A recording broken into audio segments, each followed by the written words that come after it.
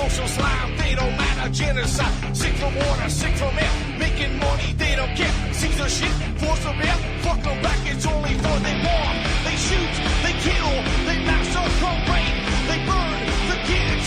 No one leaves countries, laugh to your face, fight and die, 'cause God forgives.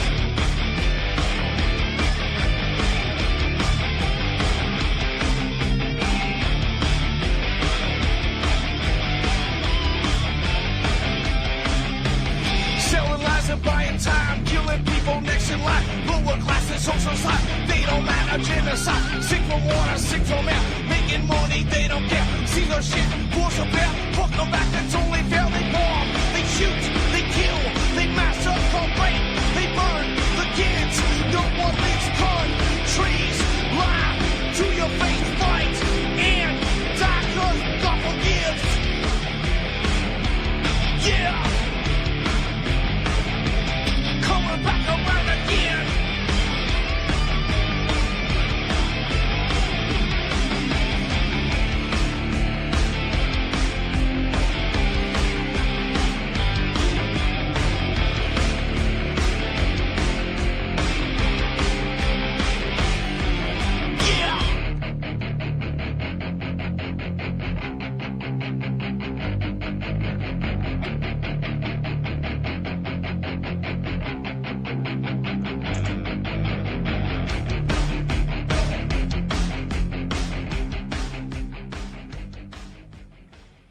Okay, welcome to the show. I'm your host, Ron Stevens. This is Game On here on UCY.TV. It is today, February the 2nd, 2016.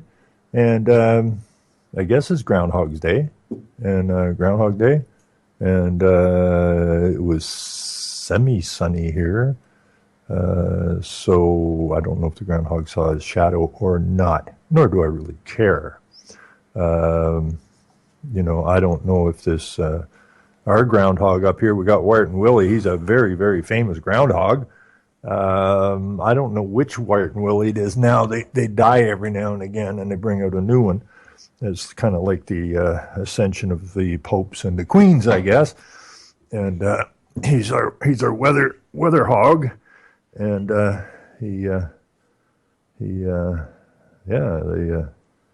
they go.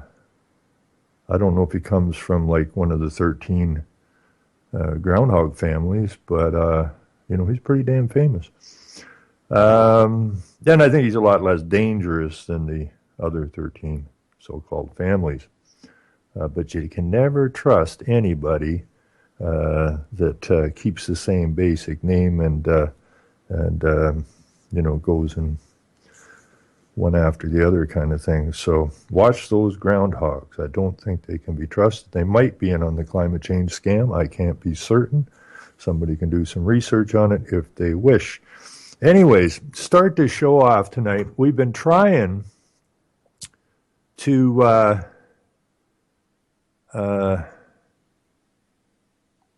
get someone to post in the media up here about the assault that took place against Enos Martin. And finally it shows up way, way late. And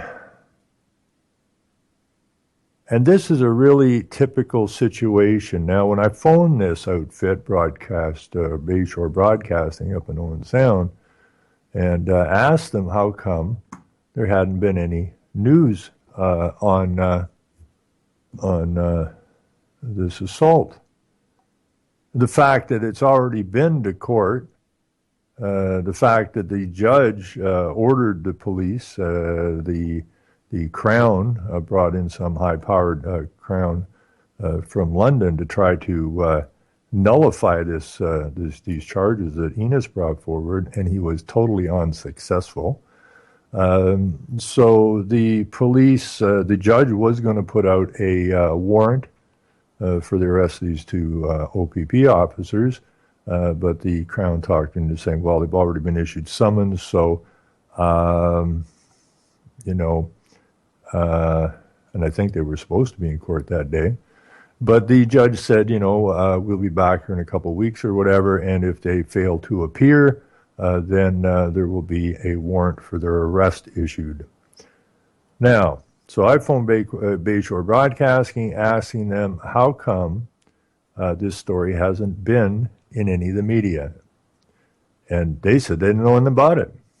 They said they were really short-staffed, and I said, well, you've got two news channels here. One says police and one says crime, and it's not in there. There's all kinds of OPP stuff in there. How come this isn't in there? I said, well, they send us this stuff. Well, they didn't send you that story. Apparently not. So that was last Friday, I think I was talking to them. And finally we get a story out. Problem with the story, and I don't want to say that the media protects the police, but some kid had stolen a piece of pizza. It would have been on the front page of the local papers, and or whatever. Someone picking their nose while driving would have been a distracted driving charge, which would have likely ended up on the paper. But apparently this assault by the police, not so much.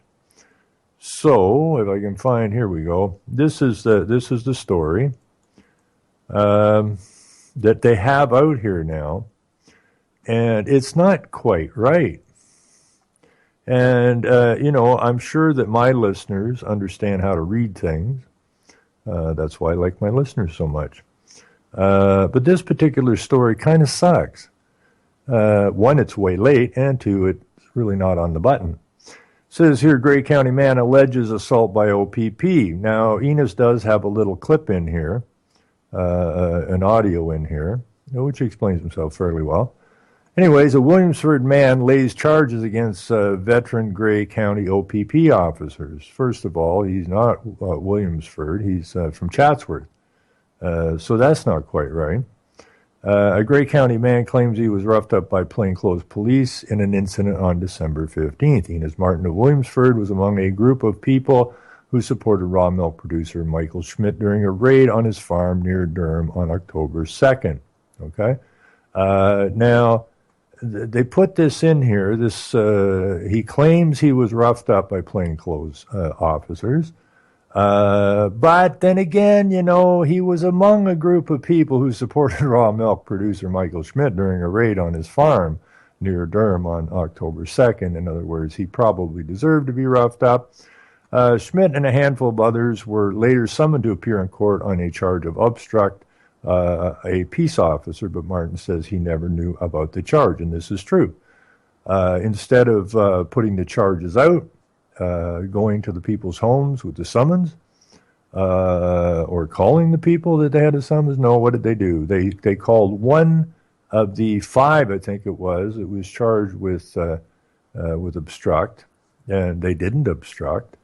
If you look at the videos, there was no obstructions anywhere in there. And this is just an ongoing 20-plus year persecution of Michael Schmidt, what he does, and anybody that gets near him. To try to scare everybody off of them, and so they can try and bring the hammer down on them, which they've been totally unsuccessful for 20-some years. Anyways, what they did was they called one of the party, the police did, they called one of the party to say, we have charges, summons for 5 of you guys, and you need to come in and pick up your summons, and you need to phone the rest of them to tell them they have a summons. Okay, so the police are charging somebody and then telling him it's his responsibility to go tell the others that they've been charged. How ludicrous is that? Then in mid-December, Grey County OPP officer executed an arrest warrant and took him to West Grey to be fingerprinted. Martin says roughly 10 minutes after he was returned to his farm. Now, they make this sound like he was brought back by the police after he was returned. They took him, and after he was returned, well, he wasn't returned. He was kicked out of the police station with no wallet, no coat, no squat. So they certainly didn't return him. Plainclothes officers showed up in a van and handcuffed him. He claims they tightened the handcuffs as much as possible, forced his arms up in the air, and generally roughed him up. Martin says he was in the back of the van for about 15 minutes until the officers confirmed his story that he had already been fingerprinted and was then let go. Martin says enough is enough and has filed charges against 2 veteran OPP officers from the Chatsworth Department. Those charges are expected to be sworn in Owen Sound Court this week.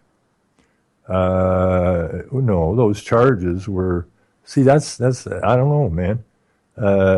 They were sworn in Owen Sound Court weeks ago, maybe a month ago, and then they had a pre-conference where the Crown comes in and tries to kibosh the charges. They had beginning of last week, maybe. So I have no idea. Charges are expected to be sworn. They've been sworn. The charges are in. Okay? So this story doesn't say 2 OPP officers charged with assault causing bodily harm. That's what the title should say. The title should say 2 OPP officers charged with assault causing bodily harm of Grey County man. No, they read it out. Grey County man alleges assault by OPP. Okay? Now, if somebody had looked crooked at a cop, they would say that so-and-so was charged with resisting arrest or assault or whatever, and the OPP are the heroes, right? OPP charges man. Okay?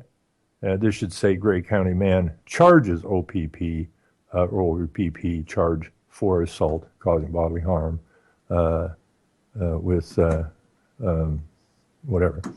Anyways, that's that. And there's the, this is really pathetic. You know, they did call, I was talking, Michael Schmidt called me last night, and we had a really nice chat about a whole bunch of stuff. And he said he got a call from Bayshore Broadcasting, asked him some questions that somebody had called them regarding this matter. And I said, well, that would have been me. And so we had a bit of a chuckle out of that. Anyways, this is how this operates, okay? And they try to suppress information, but they never try to suppress propaganda, okay? The media doesn't. I mean, they're propaganda machines, okay? They will tell you any crap that they're told to tell you, okay? Like climate change is real. That sex education of a grade 1 student is a good idea. That bringing into a Christian society boatloads of people who are bound and determined to kill Christians is a good idea. So this is why I keep saying we got to get some media going. And I'm really glad this happened now, because I was talking to Michael. I said, do you see why we got to get a local newspaper going now? Yeah, I get it now. Okay. We can't push back against this nonsense that the media is shoving out at the general public if we don't shove it back. Okay? We got to get it going, folks. We have got to get that going. Now, I ran into an interesting site while I was trying to find some information on these charges. And where is that thing? This is kind of funny. This happened to me before. This is how actually I ran into my ex-co-host.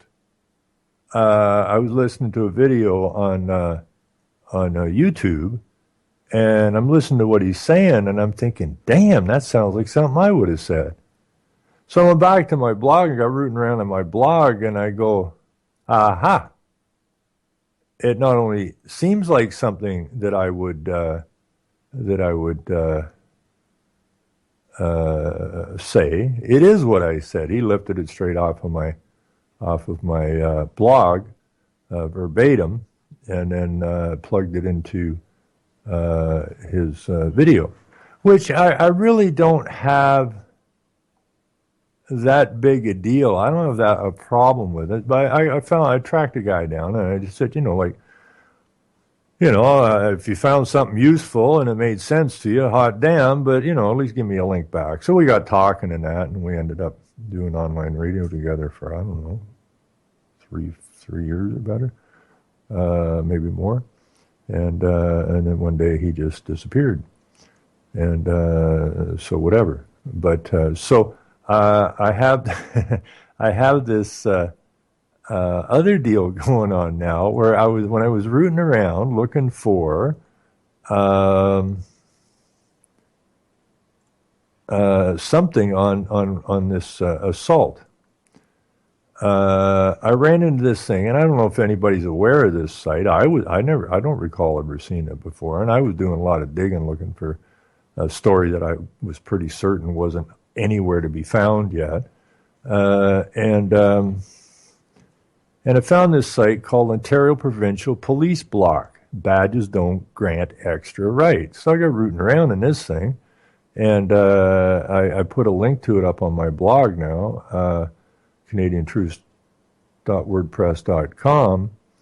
And so anyways, this is kind of interesting because I was rooting around and I came across this story.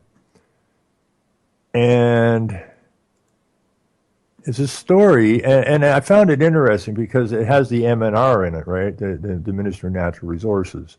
This is the same outfit that planted cameras around Michael Schmidt's farm to spy on the activity there. Ooh, he's not a meth lab and he's not a coke dealer, although what he deals in is white, but it's a creamy white milk. Anyway, so I thought this was kind of interesting. But this is how far down the toilet we're going here in Ontario. And Helen has been sending me, I don't know if anybody's in here today that was listening to the show Saturday night on Revolution Radio, but Helen has been sending me some pretty damned interesting stuff out of Calgary. And I think I got back to her on one of them, but I haven't got back on the rest. I've been too busy right now. But if you're listening, Helen, thank you. I didn't not notice what you sent, and I appreciate it. Anyways, this is a story of how far down the road we've gone with Agenda 21 and everything. Now, this story is from May of 2014, and it's really a really sad story. It's a pathetic story, actually. Kathy Copeland simply wanted to clean the washrooms in the church before Saturday's sermon. Bad Kathy. She never imagined a small detour would result in being confronted by 3 Ministry of Natural Resources officials, an OPP officer, and a $155 ticket. Copeland, who turned 70 in June, so the lady's like 72 or whatever now, and her husband Sid, 70, who is disabled, went to the St. Gabriel Catholic Church in Rondeau Provincial Park early last Friday evening. The couple were confronted with 2 deep pools of water where they would normally drive up to the church doors. He, Sid, can walk from there up to the church, and normally that's what we would do, said Copeland, but we were carrying a vacuum cleaner and mops and buckets and stuff like that, so we couldn't do it. Mr. Copeland uses a walker and a cane. He also suffers from Alzheimer's disease. Now, these sound like criminals, don't they? I mean, they really sound like criminals. These 70-year-old mop-carrying, vacuum-using people. One with Alzheimer's. These are dangerous people. They got to be some kind of domestic terrorist cell. They just you can sense it from them. Instead, she took a detour through some tall prairie grass along a pathway parishioners had used for about 50 frickin' years before they were asked to stop several years ago. Sustainable development kind of crap, Agenda 20 crap. Moments after the couple entered the church, Copeland heard voices outside and went to investigate. She came face to face with 2 MNR officers. The one officer said Copeland had driven over protected dune and tall grass prairie and a snake habitat. That's correct. This whole couple went in with a walker, with buckets and mops and a vacuum cleaner, who don't get around very well, going to clean the church. And if it's a Catholic church, I would really wouldn't want to be cleaning that sucker. But, anyways. That's what they did. So this pathway, this roadway that people have been using, it'll be a grass road. I remember them things. And that was how they got into the church. Kind of a back door into the church. And so they did what they already done for 50 freaking years. But thanks to Agenda 21, it's not just a grass pathway anymore. Now it's a protected dune and tall grass prairie and a snake habitat. Now you're busting some serious rules. Explaining her husband's mobility issues, the impassable water, and the history of the pathway, Copeland apologized and said it wouldn't happen again. She went to resume her cleaning but was told the officers weren't done yet. She gave them her name and address, and an officer made a call on her radio, said Copeland. Within minutes, the OPP cruiser arrived here with the lights flashing, and Mr. Richard Post in his flak jacket got out of the cruiser, she said. She reiterated her reasons to Post, the park superintendent, and said, I'm really sorry, it won't happen again. And he says, well, that's not good enough. Copeland's chin begins to tremble and her eyes well up. I was really afraid. I really thought I was going to be taken into custody, she said, her voice breaking. I've heard this happening to other people, but I didn't realize how traumatic it was for them until now. She was referring to complaints by other cottagers and park goers who have had confrontational encounters with Post in recent years. Copeland was told she could finish cleaning, but when she and her husband went to leave, she was stopped. I don't know if they were deciding if I was going to be taken into custody, she said, or whether they were going to give me a warning, or deciding if I was going to get a ticket or what.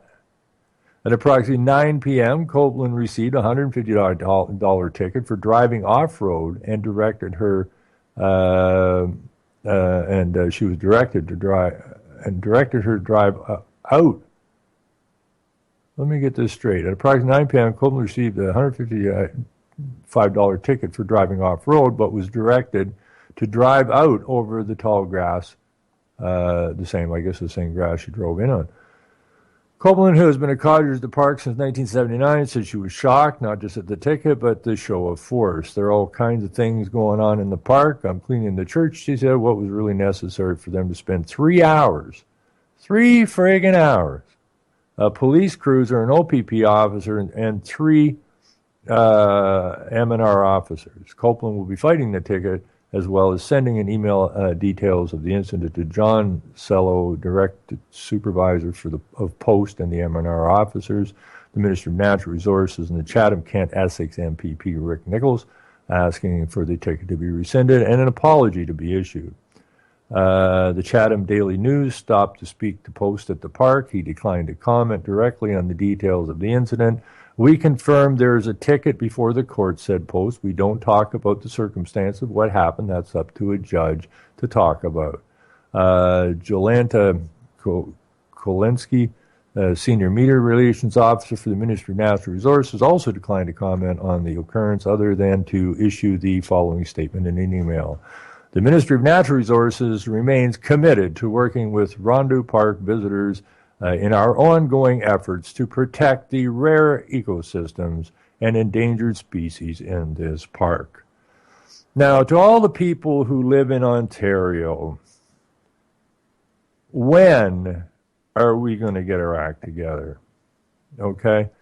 Down here at our beach down here, which is on Lake Huron, which, by the way, flies a UN blue, what is it called, a blue beach flag or something, which is the United Nations flag. It's a foreign flag on our beach, and they have. I got here in '69, and there was the old train station down at the beach. There was a furniture factory and a log mill down there, and over the years they disappeared. But the beach has always been dunes grass dunes, sand dunes with grass on them, and small poplar trees, scruff trees and that. And people have used that beach for freaking ever. The beach changes. Sometimes it's sandy. Sometimes it's a little more gravelly or rocky. It's like climate change, eh? It's a cycle. The beach does not stay the same all the frickin' time, year in and year out. No, so they went and bulldozed everything, then they put up snow fences to rebuild the dunes, and then they put some native grasses in it. Well, the native grasses were there, the dunes were there before, so they bulldozed everything and put a road through there, and behind the dunes, and redid the dunes, and now they've signs up all over the place, and they have little wee walkways, where you can walk and where you can't. Don't walk on the dune. Don't touch the native grasses, We used to drive dune buggies on the beach. And the beach didn't disappear. The dunes didn't disappear, and so on and so forth, right? And, maybe there was a mouse or a snake or a deer down there. Big deal, right? But this is all about taking you, this is about taking you away from nature, right? Not getting you closer to nature. And it's another way to stomp on you and to extract money from you to pay for these dickweeds that would hand out a ticket. Not, oh, there's the old Copelands. They must be going up to the church. Maybe they're cleaning the church. They do that from time. Old Mr. Sid there, he's got a walker now, and he's getting Alzheimer's. So it's nice to see them still out and about. No, holy crap, they drove over some grass. It's a protected area. Let's get them. We ain't got nothing else to do for 3 hours. So let's go interrupt their lives for 3 hours. And we got to justify wasting 3 hours. We'll give her a ticket. This is how ludicrous this has become. Okay? And we got to change this somehow. Anyways, regarding, I hope that the charge against Mrs. Copeland will either be dismissed or at the very least Mrs. Copeland will beat the charge in court. Unfortunately, nothing will be done to hold the OPP officer accountable for failing to uphold the oath he must have presumably given to serve people of Ontario as opposed to harass and oppress them in pursuit of collecting stats. Now, this is where it gets weird. So I was reading this thing last night. I mean, that story is weird enough. And it shows how far down the sewer hole we've gone, and I'll never forget that Helen when she called in. She got family back in Ontario, and she said, Ontario was, what is it, a toilet case or something? And she's absolutely true. So how long we put up with this? I mean, they're grinding us down. This has been going on for a long, long time. I mean, Mulroney signed this corporation called Canada onto Agenda 21 way the hell back in 1992. And it was already being the earliest recollection I can find or showing of the implementation of Agenda 21 was in, I think it was Hamilton in 1989. That actually had the words Agenda 21 in it. And the media denies it. Your local council denies it. We don't know nothing about it. Well, you're filling out their forms all the time. You just give the Copelands a frickin' ticket for going to the church over the grass. That's Agenda 21. We got. There's no pushback from us at all. We're really quite pathetic. Anyways, this is where it got weird.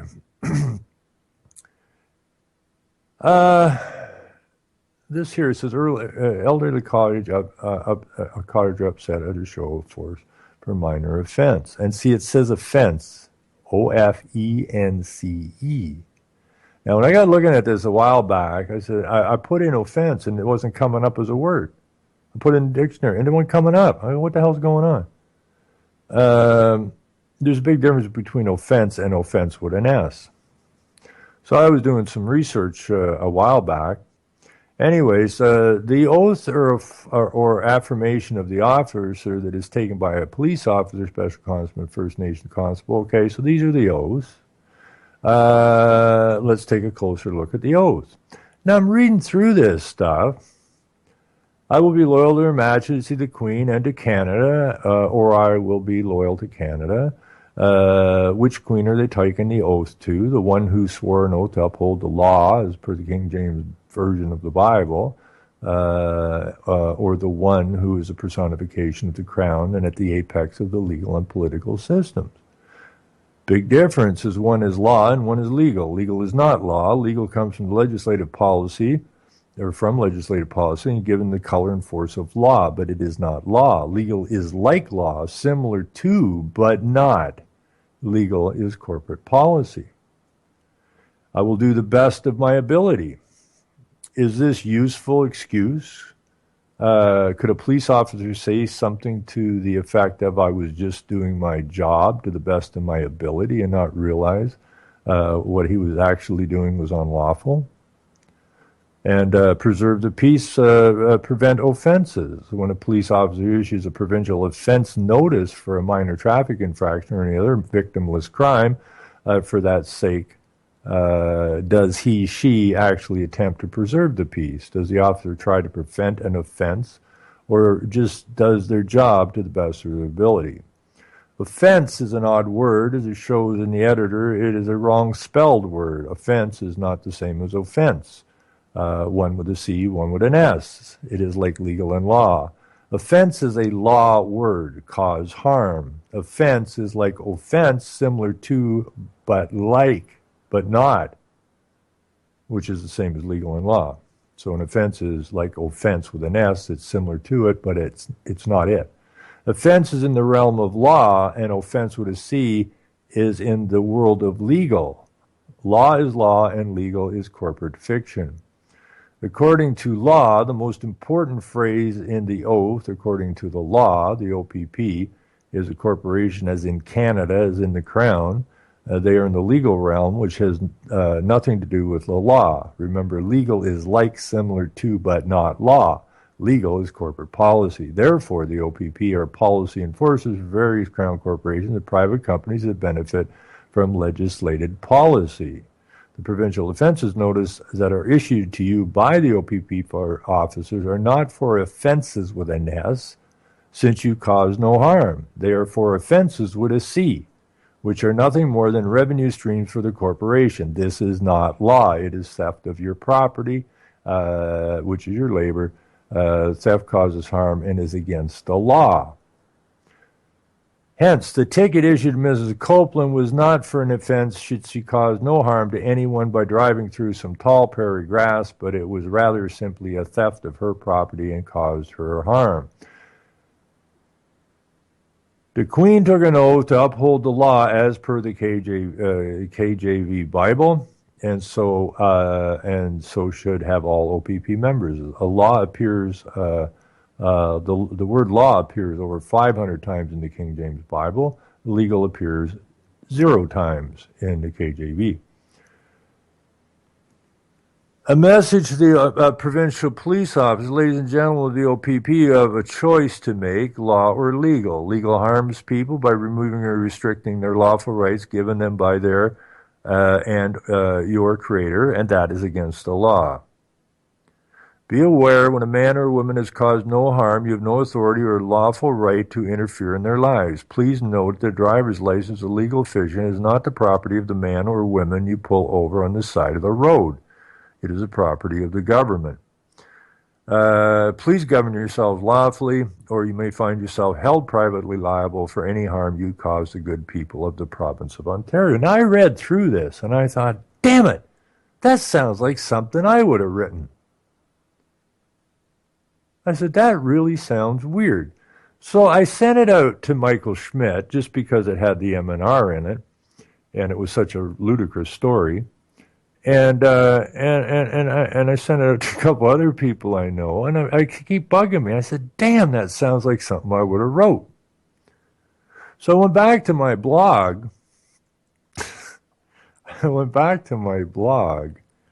And if I can get back to it here. Here we go. If it loads. A lot of people have been having trouble with Skype lately. Holy jumpins. Okay, let's see what we can find here. If I can get this closed out. Okay, I'll have to look it up here, I guess. And see what we get. Let's see. Criminal prosecution of raw milk advocate Michael Schmidt by OPP in province of Ontario. OPP bought and paid for is a accepted with smiling faces a large donation of $10,000 from Enbridge, who just likes to build pipelines, and they always like to pay the guys that are going to save them from the protesters. Now, this is a story that we did. I don't know what year this is even. Oh, it's 2014 as well. And this was when Sheila, by all dictionary things, or at least the word rape, she was raped in the courthouse according to the meaning of the word, and that was a bit of a long haul we had there. So I need some, you know what I need? I'm going to put this in the chat, okay? I think the police have been here. This used to be like a 5-star story thing, and they got it nailed down to 3 stars now. I'm going to have to. I finally got a little bit of information. I got the policemen's names that assaulted Enos now, and so we're going to put a story up. And I think because while this happened in 2014, I don't think there's a day goes by that I don't get hits on this story. And I don't think I got into too much depth about it, but I did get to visit with the SIU. They came to talk to me, and this Claude guy and a woman, and they were quite pleasant, and we talked for, I don't know, they must have been here a couple hours at least. And they didn't, they're not particularly fond of the OPP at all. They see what they're doing. So the story here is there isn't really, I didn't really bother putting the story in. I used this story to explain some things. So I read you what was on the OPP cop block, and I have a link to it now on my blog here, and I don't put many links up on my blog. So this is kind of like when I met I'm going to try and get a hold of this guy because I'd like to chat with him. But when I was reading that, and I was passing around a few people last night, because it is an Ontario story, and I live in Ontario, and the MNR is a bunch of dickweeds because they're playing Agenda 21 on anybody's head. And the same as the Conservation Society and that. And so, you know, I thought, God, it's making me nuts. It sounds like something I would have wrote. So I went back here and opened this up, and I'm reading it through, and I'm going, okay, that's why it sounded so freaking familiar. He lifted it off my site. And so that's okay. I don't have a problem with it. I sent it out to a gentleman I know, and he said, well, that's a bit of a compliment, isn't it?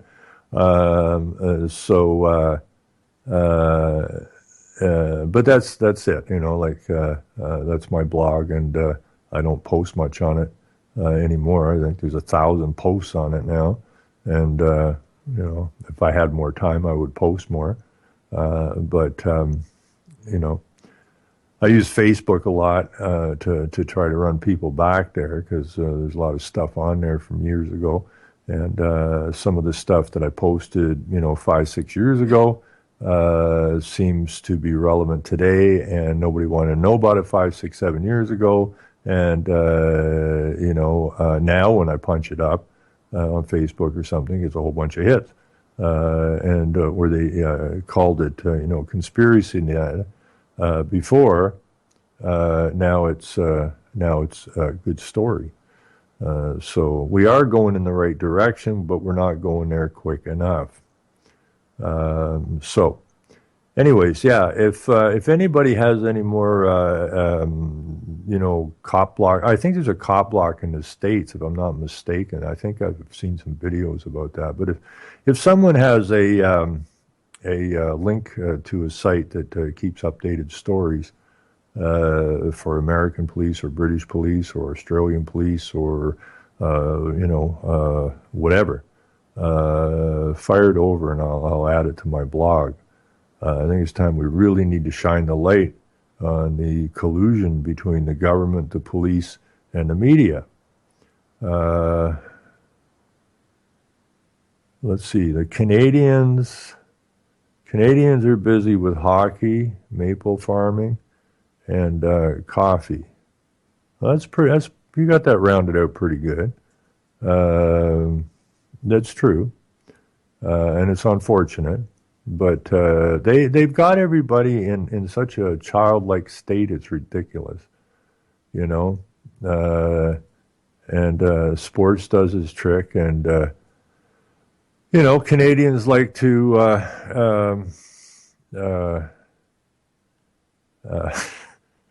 like milk a maple tree every now and again, and yeah, low quality maple and coffee at the hockey games. You damn right.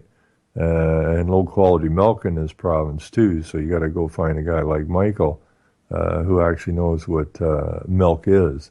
So yeah, we live in a completely corrupt society. There is nothing really that isn't corrupt in this society.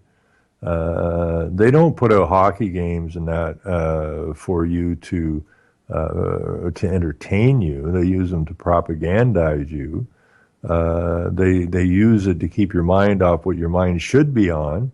And same with NASCAR. I mean, I used to be a big NASCAR fan way back in the 60s into the early 70s when there was very little corporate sponsorship.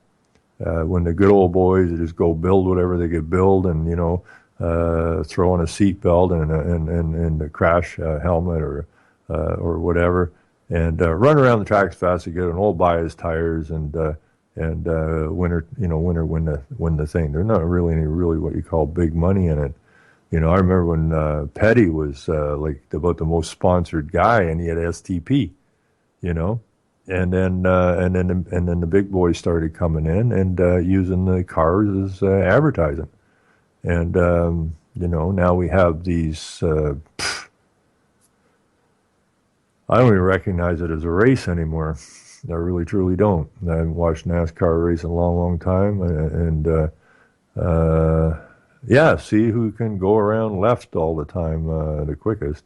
I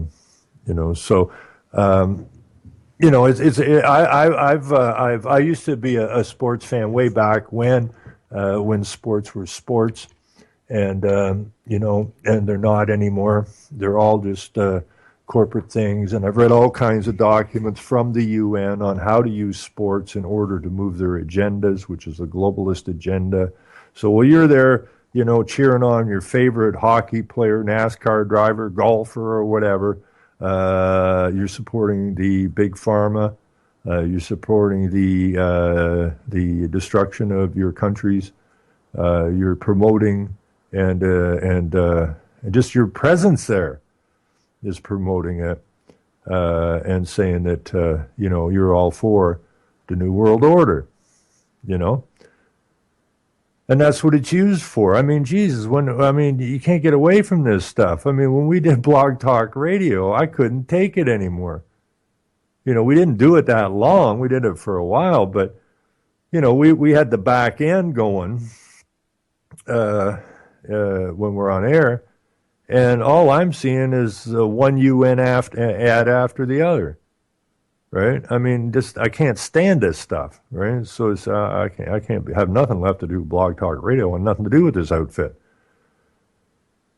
And we have to just, we got to filter what's important. I saw a story where am I here? I saw a story, if I can dig it out again. Where's it? I saw a story. Now this is interesting. This says, and I think I know what this is actually about. See, they put a story, one group of police is going after another group of police. I can't, Peel in York, maybe, and around Toronto. And, but they're not going after each other, they're going after the police board. Okay, that's when I finally found the literature that's saying that the police board is vicariously liable for the actions of the police. And so, we went to the police board hearing over at Durham with Michael and some other people, and Enos was there. And I just stated to them specifically that they, sitting around this table, are the ones that are responsible for the conduct of the police. And they are liable in tort for any harm done by the police. They, the police board, is the target, and the lieutenant governor. And it's a lot harder to get to lieutenant governor than it is to get to the local police board. And that's why I always say we got to go after these guys locally, because that's where you live and that's where the Achilles heel is. Okay? So what's happened now, according to what I see, and I haven't read this story too closely, but it's an overhaul of the police boards. Okay? Because most of these people sitting on these local police boards have no clue that they're liable. So this is a story about it, and they want to do something about it, and ask two people what a board's responsibility is, and you get two different answers. The most glaring example, the ongoing dispute over who has jurisdiction over carding, police themselves or the civilian overseers. Well, we know one thing for sure. The Attorney General's office has no authority over the police. The Premier of the province has no authority over the police, because they asked for the information about the carding, and the police said, we don't have to give you that. Okay, so the police, although what they've got here, they've got 500 agencies and boards that are outside the reach of the very people that created them. Okay, the police board or the police are not responsible to the ministry that they're under. They're under the Ministry of Corrections and Safety, but Corrections and Safety have no teeth to put into the police, regardless of what they do. Neither does the Premier's office, neither does the Attorney General's office. The police themselves. So who's responsible for them? Poor dicks down at the local municipal level. And why is that? Because those at the top who should be responsible don't want nothing to do with it. They don't want nobody suing their asses. Let them sue them down at the municipal level, where these real idiots that get voted in most of them don't know how to tie their freaking shoes. They are mostly ignorant of most things. That's why they're implementing Agenda 21 at the local level. That's why the local M&R in that is running around giving tickets to somebody trying to get a church to clean the frickin' floor. So they dump the responsibility away from themselves, and then they have the nerve to tell us that we have a responsible government. There's nothing responsible about these governments. They're the most irresponsible, but then they're corporate. They're trying to, they're carrying on business here, and they don't want to be accountable. So I would think they're going to try to do something here, which even takes the somehow protect the municipal level, because the municipal guys are probably, after some of this stuff's going on, are probably going, what the hell you mean we're liable? What? We're liable? Well, yeah, sorry about that. Did we not tell you you're liable? We are. So there you go. Now, I have a little story about Little Mosque on the Prairie, which, if you are an American, you may not have known about this show. I think I saw 2 episodes of it when it first came out, and This is a promotion of Islam in Canada. And I don't remember how long ago that show started. It started quite some time ago, I think. Unless there's a date in here somewhere. Anyways, the Little Mosque on the Prairie creator stresses need to shatter stereotypes. Writer filmmaker Zark Norks, which I can pronounce this guy's name, wants more cultural diversity in the arts to counter stereotypes. The 48-year-old Regina-based writer of Laughing All the Way to the Mosque and creator and producer of CBC sitcom Little Mosque on the Prairie will be speaking at an event at Bet Zatum on Thursday, wherever that is, sponsored by the Canadian Council of Muslim Women and the Tessellate Institute. She shares her thoughts with the star on diversity and how important it is for members of the visible or racialized minorities to have their narratives and stories told in the arts. The interview has been edited for clarity and length. Why it is important to speak out about this, I think hearing stories from communities that we normally don't hear about is really important, particularly the Muslim community. Of course, particularly the Muslim community. The only stories we hear are about the ones like Homeland or 24 or Sleeper Cell. I don't know any of these shows because I don't have a TV. And it always the same narrative. And the scary Muslim, other that's trying to kill you or your neighbors. It's these types of stories that have strong impact on how people feel about a community when they're continuously, almost overwhelmingly, uniformly the same. You don't need a PhD to figure out that's a problem. I've never met a terrorist in my life. I've never met someone who has threatened their daughter with an honor killing. All the people I've ever seen on TV that represent my community, I've never met before. So the question is, if I haven't met them and I live among Muslims, the producers and makers of these TV shows have clearly not met them either. So that's dangerous game, yada, yada, yada, yada. Now, what do I know about Little Mosque on the Prairie? I know it came out some time ago, and I know what it's there for, okay? Anything on the TV has a purpose, and it isn't your entertainment value, okay? It is to put something into your brain. That's what the TV is about.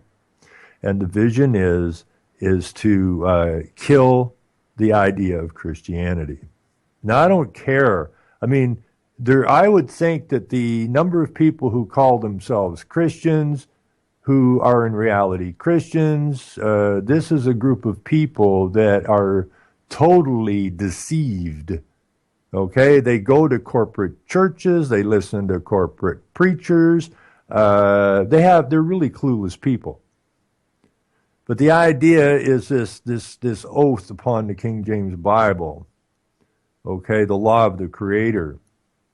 Not Muhammad, but the law of the Creator, which is the same, by the way, the same law as the Aboriginal communities around the world, okay? It is the law of the Creator.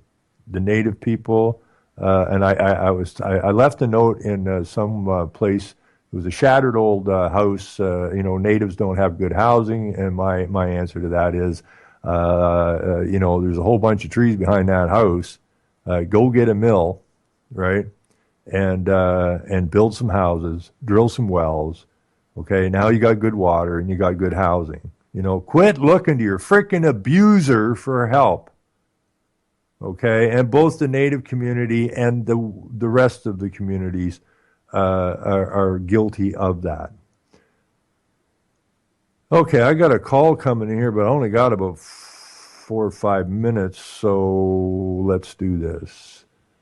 Ron. Hello, who am I talking to? Well, you're talking to Liza, and you're talking about Little Mosque on the Prairie. You are so connecting dots for me. I remember when that came out, I watched all the episodes, and I thought, it just was weird. And now we see that it's part of the big picture, wasn't it? Oh, yeah. Yeah. They lead you in. They soften you up. They do it with the gender. They do it with everything, right? Now, I only saw a couple, maybe 3 episodes of it. What I saw of it, and it may have changed now, but what I saw of it was the white people in the show seemed to be of less intellect than the Muslim people in the show. That's what I got from it.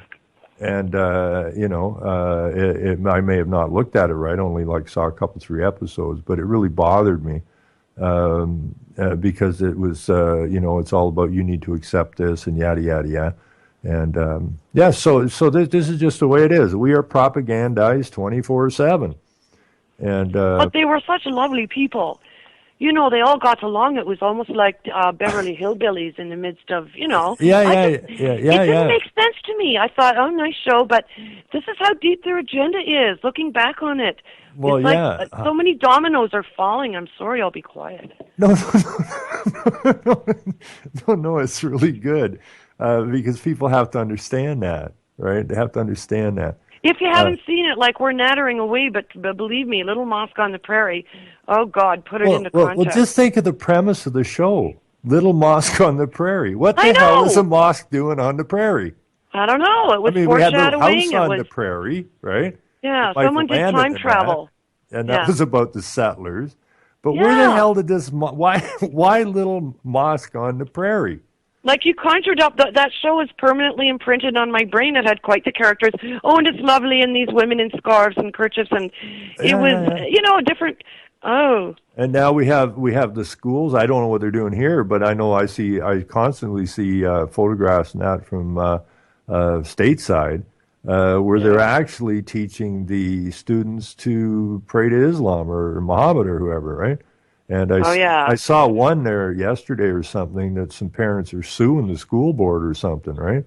And, that's what I say. Let's go sue the school boards. And we have let's take our children out of school until Kathleen Wynne stops preaching that nasty stuff to 6-year-olds. It goes deeper than that because you were abused in school. I was abused in school because the public school system, which is started really funded by the tax-exempt foundations for influence purposes, our public school system is a knockoff of the Prussian school system, and the reason for that is that the Prussian school system was designed to create